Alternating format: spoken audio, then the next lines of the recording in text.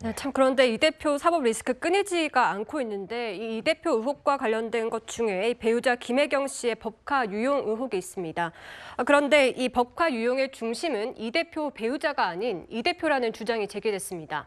이 과거 공익 제보자 A 씨가 공개한 녹취 먼저 듣고 이야기 나눠보겠습니다. 안심이 였다면 안 되면 안심하고 중심하고 섞어서 해달라고. 12만 원 넘는다고 하면 그래도 시켜요? 12만 원치 달라달라고. 아, 근데 저기 사모님 진짜 양 많으신 거 아니에요? 드시는 거 보면. 11분을 아드님들이 드시나? 나는 개인적으로 기생충이 있다고 생각해요. 밑에 사는 기생충이 있는 경우가 있어요. 네, 최근 제기된 주장들을 보면요. 지금 월급을 쓸 일이 없을 정도였다. 이 주변에서 선거를 치를 때마다 자산이 줄어야 하는데 이재명은 줄지를 않아 이런 말을 듣기도 했다라고 얘기를 했습니다. 일방적인 주장이긴 합니다만 지금 김혜경 수사는 아직도 진행 중인데요. 이 관련자들의 재판은 지금 어떻게 진행이 되고 있습니까?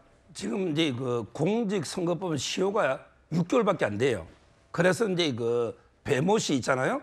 이분을 이게 먼저 한 건으로 기소를 한 겁니다. 네. 그러면 이제 그 공범에 대해서는 공소시효가 중단이 돼 버려요.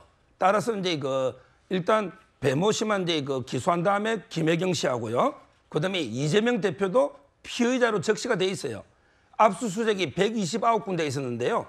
거기 금액이 압수수색 금액이 5억 5천만 원입니다. 5억 5천만 원. 거기 피의자는 이재명, 김혜경, 배모 씨 3명 돼 있고요. 저는 이 사건이 터질 때부터 주범은 이재명이다. 이걸 제가 일관되게 주장했어요. 왜 그러냐면 이게 국고손실죄는요. 회계 책임자만 되는데 이재명 대표가 당시에 경기도지사가 회계 책임자입니다. 회계 책임자 없이는 국고손실이 안 돼요. 근데 문제는 법인카드 우리 앵커님들도 쓰는지 모르지만 기업체도 이게 법인카드 주잖아요. 네. 그러면 이게 돈이 법인카드를 쓰려면 여러 개 부처의 돈을 끌어와야 됩니다. 그렇잖아요. 한 6, 7개 부처 돈을 끌어오고 법인카드를 몇십만 원 쓰면 어느 사람하고 어떻게 먹었다 내역을 적어야 되잖아요. 그럼 이게 예를 들어 어느 부서에서 누구하고 협의를 했다. 이게 다 사기입니다. 이게 허위거예요. 허위. 이렇게 여러 부처의 돈을 끌어와서 허위의 자료를 만들어서 법인카드를 쓰는데 이걸 이재명 지사가 모른다? 이게 말이 됩니까? 따라서 이거는 처음부터 저는 모든 이게 경기도청의 공무원들이 연루된 이런 사건이기 때문에 이재명 지사가 주범이다. 이래 보이고 이걸 이번에 그 폭로했던 공익신고자죠. 이분이 폭로를 했잖아요.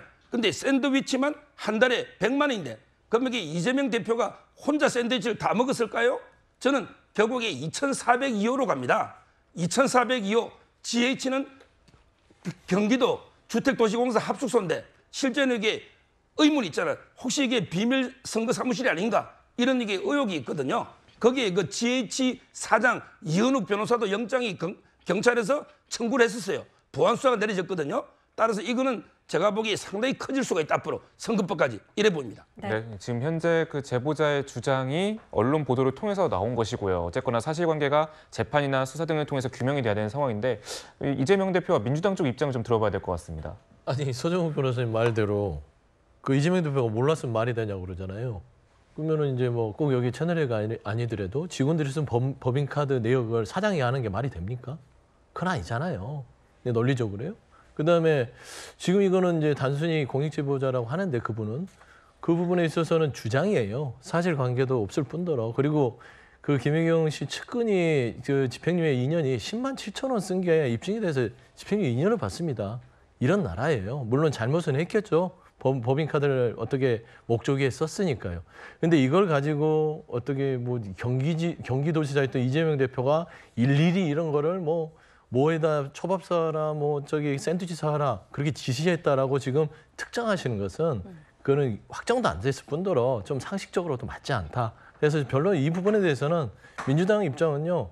이미 이 선거 과정에서 나왔던 부분이고 관련자들은 지금 재판 선고가 있기 때문에 뭐 필요하다면은 조사를 하겠지만 이 자체를 또 정쟁하려고 하는 것들은요 정말 국민들 피곤하실 것 같습니다. 네, 이 검찰이 압박이 커질수록 민주당은 오히려 뭉칠 거다 이런 입장도 설명을 해주셨는데 네. 사실 지금 이 더불어민주당 혁신위의 혁신안을 두고도 논란이 조금 이어지고 있습니다. 아시겠지만 이 대의원의 권한을 무력화하는 내용이 이제 강성 지지층의 목소리만 키워준다 이런 의견 때문인데 앞으로 이 친명계와 비명계 간 이 갈등 좀 잘 봉합될 수 있을 거라고 보십니까? 서영주 그 부대변인 말씀에 동의하기가 어려운 것이 아마 만약에 이재명 대표가 구속되지 않고 계속해서 사법 리스크를 안고 당대표직을 유지한다라면 내년 총선이야말로 대선 그리고 지난해 6일 지방선거에 의해서 내년 총선까지 이재명 심판을 하는 세 번째 전국선거가 될 것이다. 저는 이렇게 예상을 해보고요. 그 이유는 이렇습니다. 국민은 대선 후보 이재명에 대해서 선택하지 않았습니다. 오히려 국민의 선택은 윤석열 대통령이었습니다. 그리고 지난 6일 지방선거의 결과는 어땠습니까? 국민은 중앙정부를 이끄는 윤석열 정부와 함께 호흡을 맞춰보라고 하면서 국민의힘 후보들을 대거 당선을 시켰습니다. 그것이 지금까지 확인된 국민의 민심입니다. 그리고 지금 제1야당 대표를 맡고 있는 이재명 대표에 대한 부정적인 여론과 비판적인 여론, 그리고 정당 지지율의 낮은 이유가 무엇입니까? 이재명 대표를 둘러싸고 있는 각종 사법 리스크에 대해서 국민은 신뢰하지 않고 있는 것입니다. 그런 이재명 대표를 끝까지 엄호해서 내년 총선까지 치르신다라면 어떤 결과가 나올지 저도 좀 지켜볼 예정이고요. 지금 저는 민주당은 여러 가지 사면초가 상황에 좀 처해 있다 이렇게 보여집니다. 이재명 대표의 사법 리스크가 대외적인 리스크라면 대내적인 리스크는 지금 이른바 김은경 혁신안으로 비롯된 이 당내 갈등과 분열이 지금 눈에 드러나지는 않고 있지만 내부적으로 엄청난 갈등을 지금 일으키고 있습니다. 그 이유는 지금까지 대의원제를 통해서 당에서 영향력을 행사해왔던 현역 의원들의 권한을 대폭 줄이고 이른바 개딸이라고 하는 이재명 대표를 지지하는 강성 지지층이 당내 전당대회에서 영향력을 행사할 수 있도록 지금 혁신안을 마련했기 때문에 이건 민주당 전체를 위한 것이 아니라 이재명 개인을 위한 혁신 아니냐 이런 당내 비판 여론이 있기 때문에 앞으로 이 혁신안을 둘러싸고 민주당의 내홍이 시간이 갈수록 커지지 않을까 저는 이렇게 예상을 해봅니다. 알겠습니다. 지금까지 이 대표의 검찰 소환 이후 검찰의 영장 청구 시점까지 저희가 전망해봤습니다.